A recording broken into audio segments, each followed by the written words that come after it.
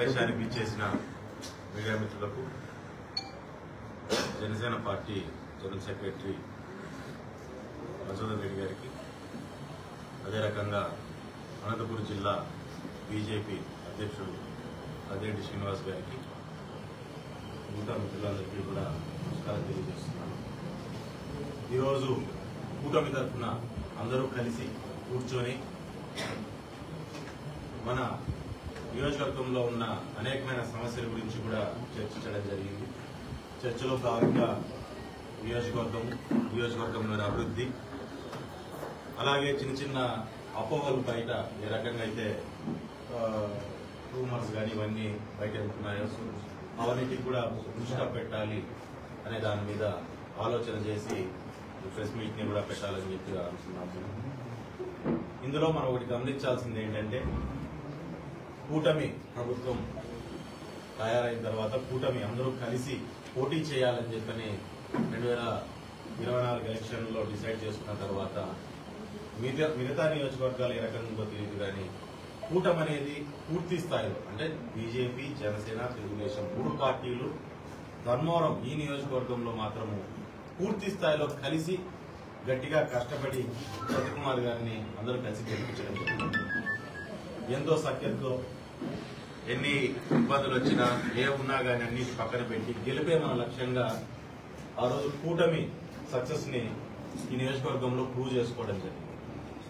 ఆ సక్సెస్ ఏదైతే ఎలక్షన్ లో ప్రూవ్ చేసుకున్నామో అదే సక్సెస్ ని ఫర్దర్ గా కూడా తీసుకొని పోవాలి మనం ముందు రేపొద్దున ఈ నియోజకవర్గాన్ని అభివృద్ధి చేయడంలో కూడా కూటమి అంతే ఎఫెక్టివ్ గా ఎలక్షన్ ఎంత ఎఫెక్టివ్ గా చేసిందో అంత ఎఫెక్టివ్ గా చేయాలి అని చెప్పని అనేకమైన సార్లు మినిస్టర్ గారితో కూడా మేము కలిసి మాట్లాడడం.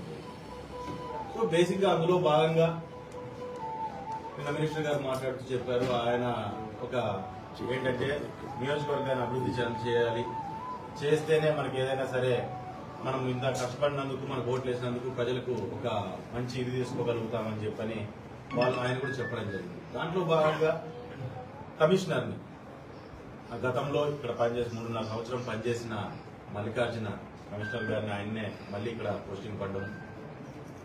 అందులో భాగంగా ఒక వ్యక్తిని ఒక్కొక్కరు ఒక్కొక్క కోణంతో చూస్తారు. ఆయన డెవలప్మెంట్ కోణంలోనో లేదంటే ఆయన పనితీరు బాగుంటుందని ఆలోచన చేసినప్పుడు మేము గ్రూప్ 1 ఆఫీసర్ పెద్ద అంటే పోస్ట్ ఇది పెద్ద ఆఫీసర్ అని చెప్పి ఆలోచన చేసిన పైనుంచి వాళ్ళు వేసినప్పుడు పర్వాలేదులేని ఆయన అనుకోవడం. కానీ మేము 3.5 సంవత్సరం ఇక్కడ చేసినప్పుడు జనసేన కావచ్చు, తెలుగుదేశం కార్యకర్తలు కావచ్చు, లేకుంటే బీజేపీ కార్యకర్తలు కావచ్చు, ఆ కమిషనర్ నుంచి పడిన ఇబ్బందులు. ఎందుకంటే మాకు ఎట్లుంటదంటే మాకు ఒక హిస్టరీ ఉంది.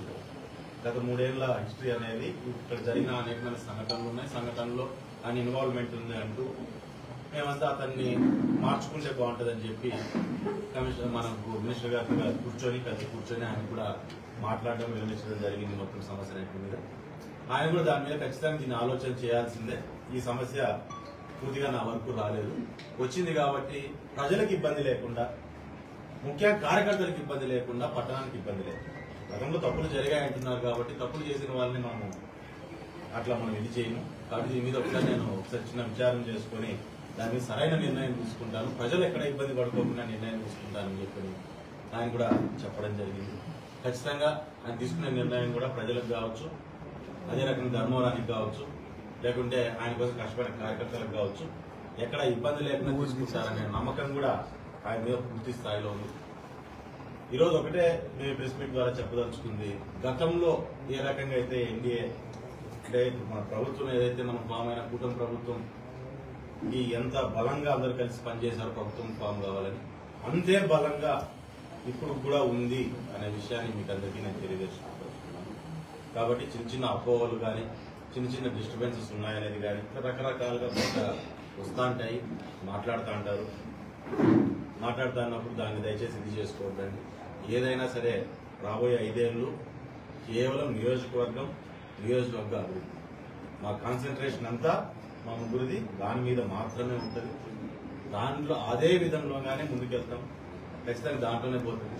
రాజకీయాలు చిన్నవి అంటారు, జరుగుతాంటే మామూలు రాజకీయాలు అనేది రాజకీయాలు మనం దాన్ని బేస్ చేసుకుని మనకు ప్రయారిటీస్ ని మనం పక్కన పెట్టుకోలేము.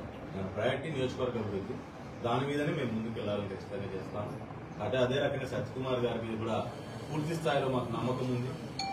ఇంతవరకు జరిగిన సంఘటనలో కూడా గతంలో జరిగిన అన్యాయాలు ఏవైతే ఉన్నాయో అవన్నింటినీ కూడా ఆయన దృష్టికి తీసుకెళ్లడం జరిగింది. మొదలన్న కానీ మేము కానీ తీసుకోకపోయినా అదే రకంగా కార్యకర్తల నాయకులందరూ కూడా తీసుకొని పోతే దాని మీద ఏ రకంగా చేయాలనే దాని మీద పూర్తి స్థాయిలో చర్చ చేయడం జరుగుతుంది. దాంట్లోనూ ఈవెన్ టౌన్ లో జరిగిన అనేకమైన భూ కబ్జాలు కావచ్చు, లేకుంటే గవర్నమెంట్ స్థలాల ఆక్రమణ కావచ్చు. మరి అదే రకంగా మనం పల్లెల్లోకి పోయినామంటే పల్లెల్లో జరిగిన అనేకమైన ఇది ఫ్రీ హోల్డ్ సర్టిఫికేట్ల మీద చేసిన ఫ్రాడ్లు కావచ్చు, లేకుంటే అంతకుముందు ఎఫ్ఎస్ఐలు పెట్టేసి ఎంఆర్ఓల ద్వారా చేసిన ఫ్రాడ్ కావచ్చు. ఈ రకమైనవి చాలా ఉన్నాయి. దాంతోపాటు ప్రజలు ఈరోజు డ్యాములు చాలా వరకు మనం చెరువులకు నీళ్లు తీసుకురావాలనే ఆలోచన కావచ్చు.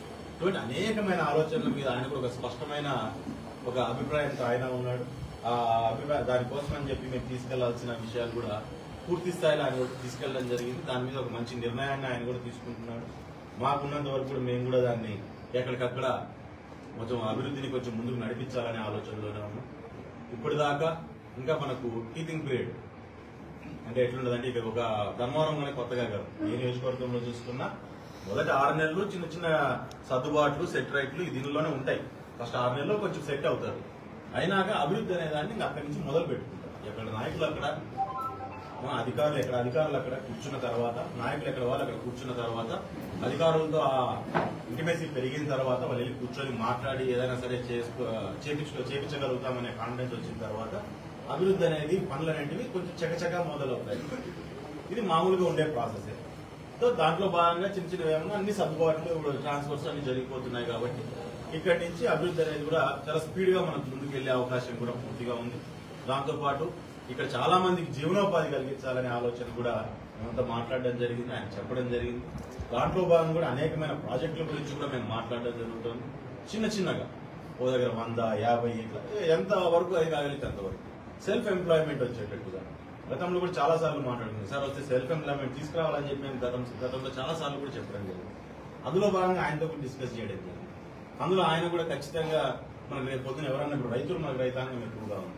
ఇప్పుడు గొర్రెల పెంపకానికో, ఆవుల పెంపకానికో, కోళ్ళ పెంపకానికో ఈ రకంగా ఉన్న దాంట్లో వ్యవసాయం పాడి పంటను కూడా మనం అభివృద్ధి చేయాలి అనే ఆలోచనతో ఈరోజు చెరువుల్లోకి నీళ్లు తీసుకొచ్చే ప్రయత్నం, దాంతోపాటు పైన సబ్సిడీలు ఏమైనా వచ్చినా కానీ ఆయన తీసుకొని రావాలని ఆయన కూడా కోరడం జరిగింది. ఆయన కూడా దాని మీద నీట్ గా ఒక ప్రణాళికబద్ధంగా దాని మీద కూడా ఒక ప్రాజెక్ట్ రిపోర్టు తయారు చేసుకుని ఆయన ముందుకెళ్లాలనే ఆలోచన చేస్తున్నాం.